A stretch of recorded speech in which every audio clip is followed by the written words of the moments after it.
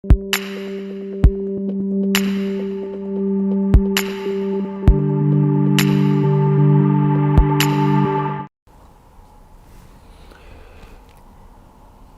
древний философ сказал очень хорошую фразу: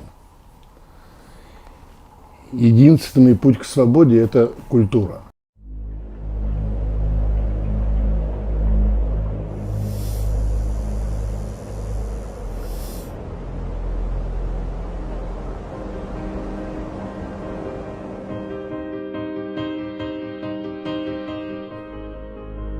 Почему я начинаю с этого? Мы с тобой сегодня договорились сказать несколько слов об ингушах, этом древнем очень народе, очень гордом, очень воинственном, очень глубоко порядочным. И недавно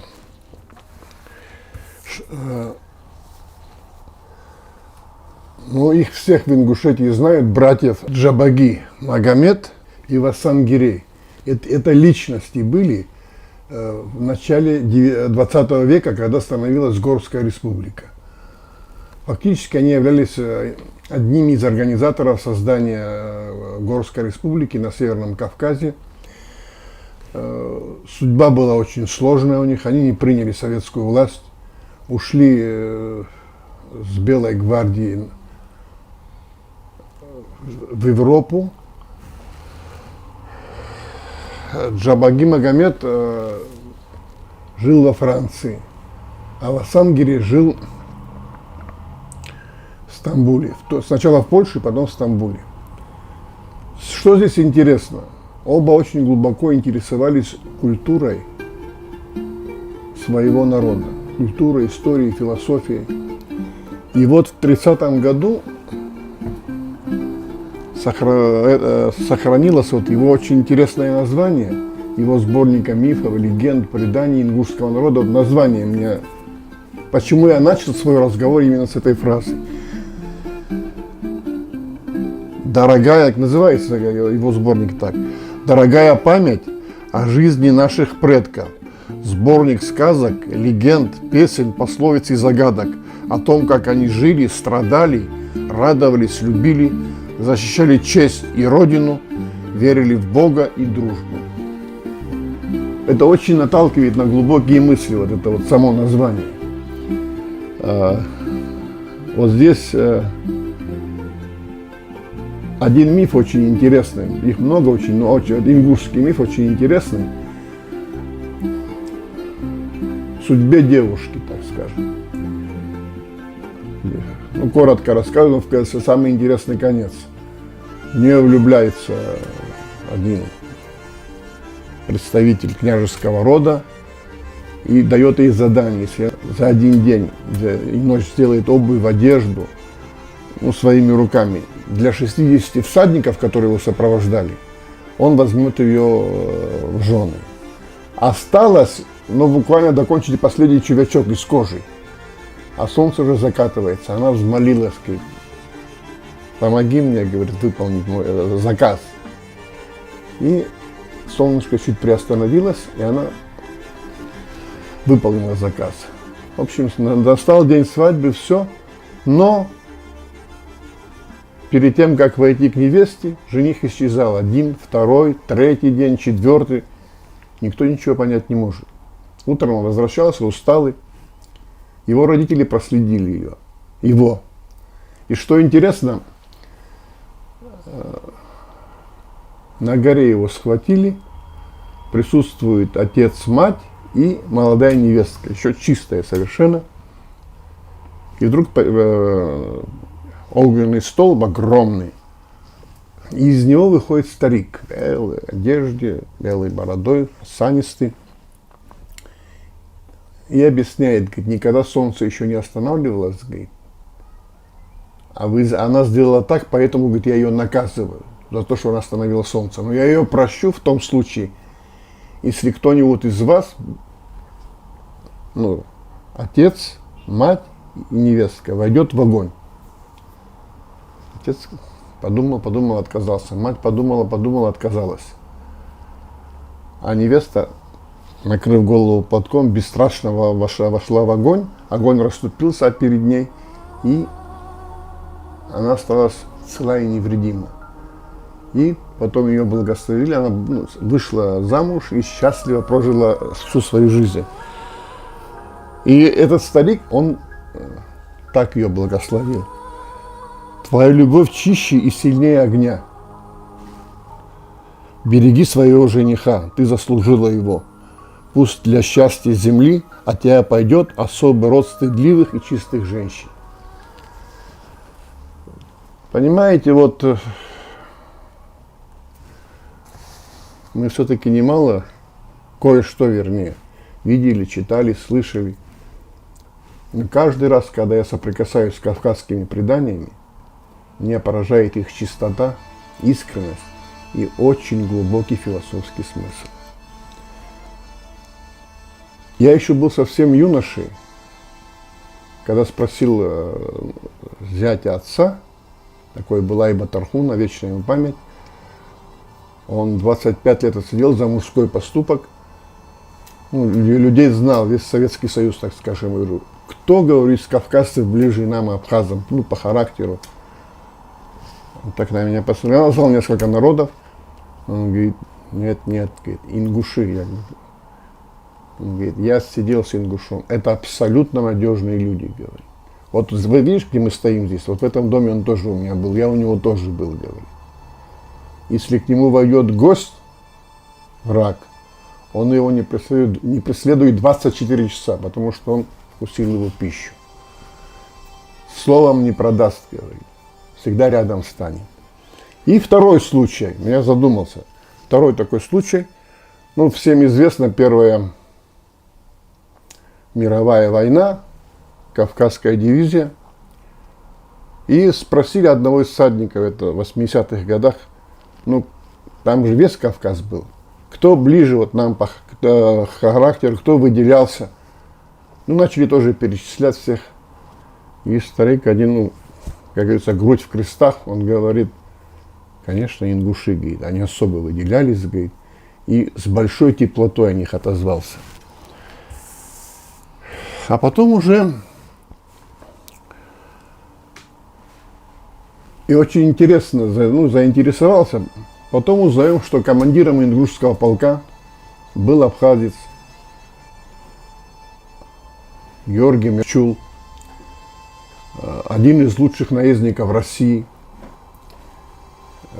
Первый был в атаке, и преступлении он тоже был впереди, всех прикрывал и пользовался очень большим авторитетом в ингушском полку.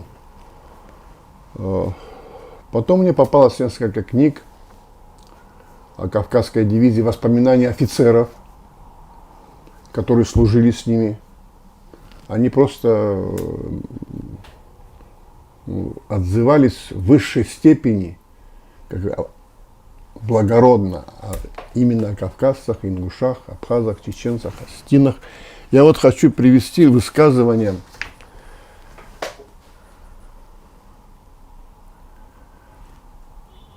графа Полецкого о кавказских горцах.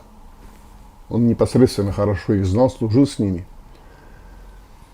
В августе 17 года он отмечал: «Дикая дивизия – это одна из самых надежных войсковых частей, гордость русской армии. Кавказцы имели полные моральные основания никакого участия в войне не принимать. Мы отняли у кавказцев все – их прекрасные горы, их дикую природу, неисчерпаемые богатства этой благодатной страны. И вот вспыхнула война. Кавказцы добровольно пошли на защиту России и защищали ее беззаветно не как злую мачеху, а как родную мать. Все кавказцы таковы, в них живет еще истинный дух рыцарства, и на предательство, и на удары сзади из-за угла они не способны.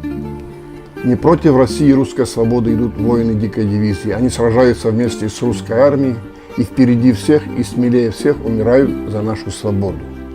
Тут нужно подчеркнуть, что когда в 17 году шло полное разложение царской армии, в Кавказской дивизии не было ни одного дезертира. Это вот ответственность, долг, чувство долга. Я здесь очень интересные судьбы. Вот если бы я был вот как ты кинорежиссером, я действительно вот занялся биографией этих людей. Я хочу остановиться здесь на очень интересной судьбе двоих ингушей. Коротко расскажу, но мне самого очень заинтересовало. Я думаю, что всех заинтересует. Может, они все это знают, но повторение, как говорится.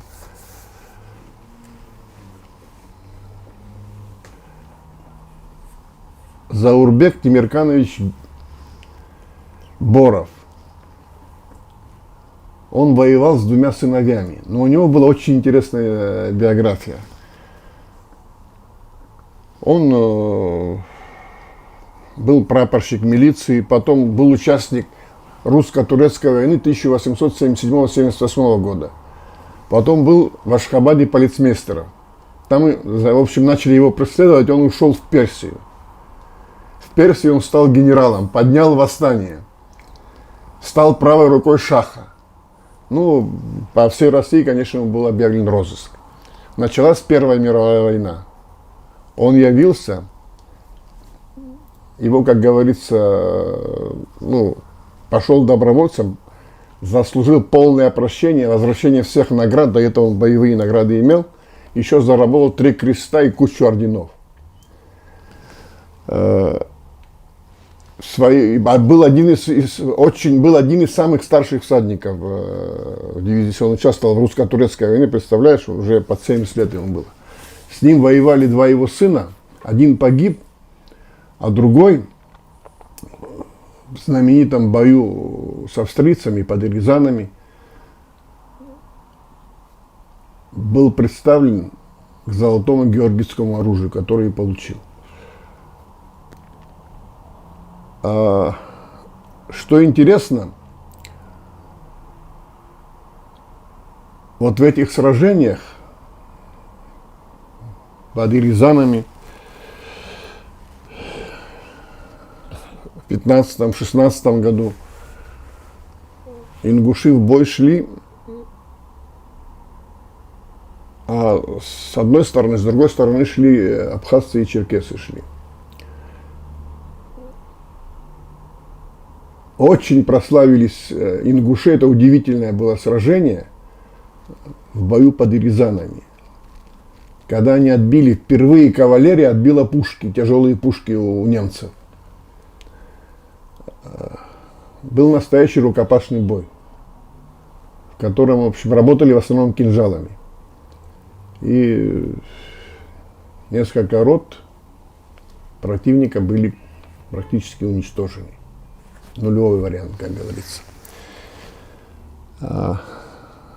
И тогда вот в полку родилась вот эта песня. Потому что во главе атаки шел Георгий Мерчули. Это один из лучших наездников царской России был. Полковник. Мы не знаем страха, не боимся пули, нас ведет в атаку храбрый Мерчули. Пушки мы отбили, рады от души, вся Россия знает, джигиты ингуши. Пушки мы отбили, зарадом от души, вся Россия знаю, джигиты ингуши. Не знаю страха, не боится пуля, нас веду атака, храбрый Мерчули. Пушки мы отбили, зарадом от души, вся Россия знаю, джигиты ингуши.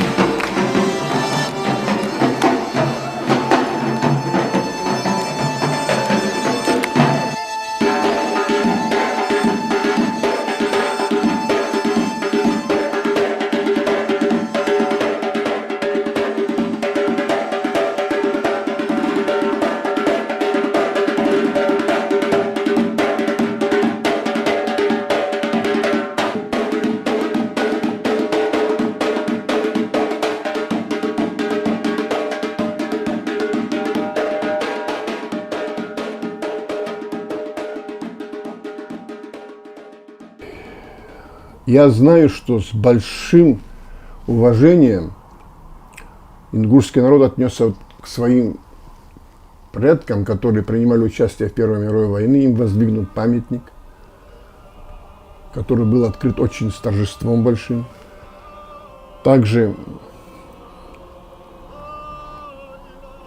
есть ряд статей, книг о героях. Вообще героев нужно помнить. На имени героях, на их поступках воспитывается будущее поколение. Здесь я хочу очень тоже еще сказать об одном герое, коротко, извините, потому что о них можно говорить и говорить, потому что действительно дух поднимает, когда вот об этих людях, с биографией этих людей знакомишься. Сосрыком Мальсагов тоже был офицер ингушского полка, потом был в белом движении, потом скрывался долгое время и добровольно вышел с повинной, его, естественно, посадили, отправили на Соловки. Вот там он с офицером Бессоновым и еще 3 офицерами царской армии совершили побег. Побег ушли в Финляндию. Что интересно, он опубликовал книгу, издал книгу, вернее, в 26 году «Адские острова». Она, насколько я знаю, была переведена, издана в Ингушетии тоже в 96 году. Вообще Мальсагов, род Мальсагова, он очень такой знаменитый род. Все фамилии, все роды знаменитые. Но в Первой мировой войне о них шутили, что Мальсаговых столько, что из них можно один полк сделать, еще один.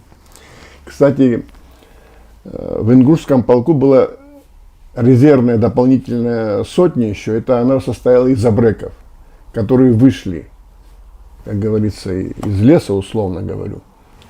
И воевали отчаянно и полностью заслужили, в общем, прощение перед государством. Ну, император, конечно, их всех простил. А нужно было им это прощение? Не, ну там были такие преступления, которые не прощались. А его друг Бессонов тоже издал книгу, называется «26 тюрем и побег с Соловков». Вот я так вкратце знаю содержание, конечно, немного, но часто задумываюсь над тем, вот надо все-таки, нужен наш хороший режиссер или всемирно известный режиссер, чтобы снять фильм вот об этих людях, об их делах, о их страданиях, об их подвигах и показать миру и нам самим, чтобы воспитать будущие поколения, чтобы они были хозяевами своей родной земли. Родная земля никогда не продается. Землю нужно любить и защищать. Здесь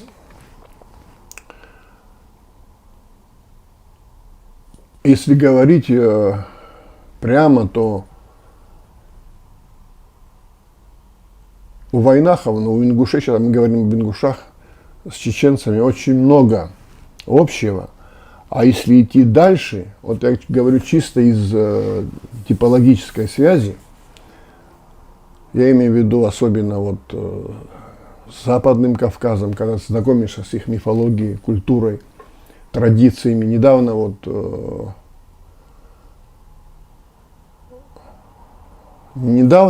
сравнительно недавно, работы по обычному праву ингушей,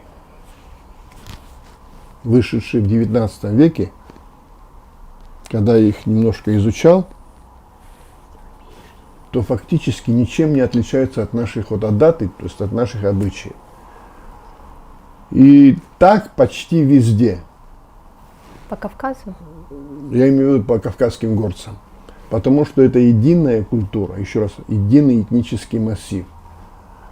Нам нужно забыть все наши, как говорится, ошибки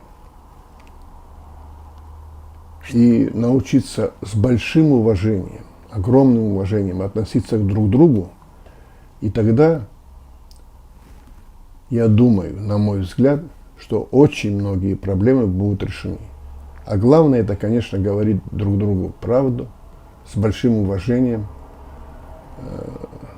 часто и с большой дипломатией, конечно. И это только возродит те мосты, которые давно-давно уже должны превратиться из тропинок, узких мостов в широкую трассу. Я хочу пожелать от всей души, искренне, как у нас говорят, хаджахрип хамзат, чтобы мы были едины все.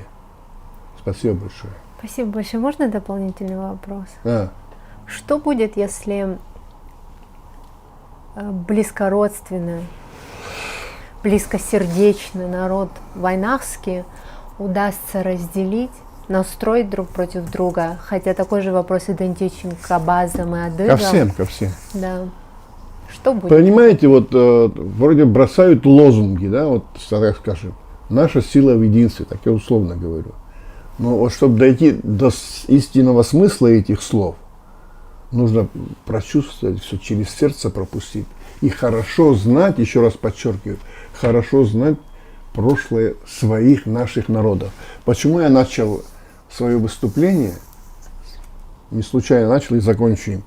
Единственный путь к свободе – это культура, то есть познание нашего прошлого. А без прошлого никогда не будет настоящего. И еще, почему вы говорили, для единства нужно мужество? Но без мужества ты шаг не сделаешь. Это сложно? Нет, это не сложно. Мы уже на эту тему с тобой говорили. Нужно, как на войне, сначала страх, потом он исчезает. Нужно просто победить себя. И Свои всё. страсти. Да. Просто. Итого, Ну Аркал. что, нормально? да, спасибо.